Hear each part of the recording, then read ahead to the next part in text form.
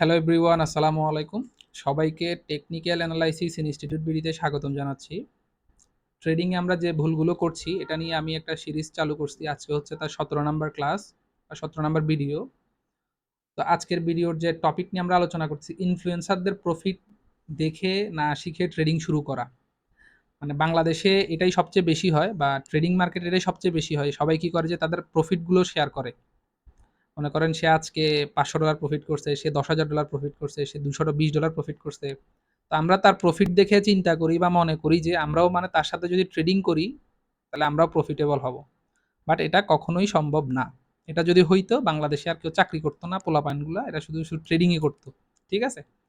তো ইনফ্লুয়েন্সারদের প্রফিট দেখে আপনি কেন ট্রেডিং করবেন না? ইনফ্লুয়েন্সারদের ক্যাপিটাল কেমন?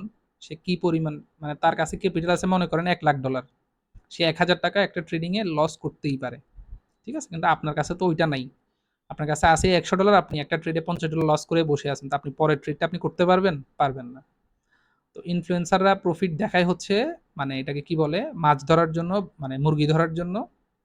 মানে যে সকল ইনফ্লুয়েন্সার বা যে সকল ট্রেডার যারা শুধু প্রফিট দেখায়, তাদের ভিআইপিতে জয়েন হওয়ার জন্য, তাদের থেকে শিখার জন্য, তাদেরকে চোখ বন্ধ করে আপনারা ইগনোর করার চেষ্টা করবেন।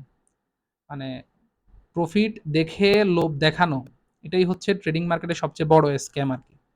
তো আপনি যদি ট্রেডিং এ আপনি যদি এই ভুলটা করে থাকেন, এখান থেকে সরে আসার চেষ্টা করবেন।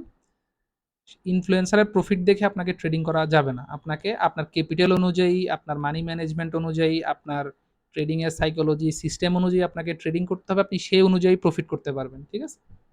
এই হচ্ছে আজকের এই ভিডিওর আলোচ্য বিষয়। তো পরবর্তী ভিডিও দেখার জন্য আমন্ত্রণ রইল। আসসালামু আলাইকুম।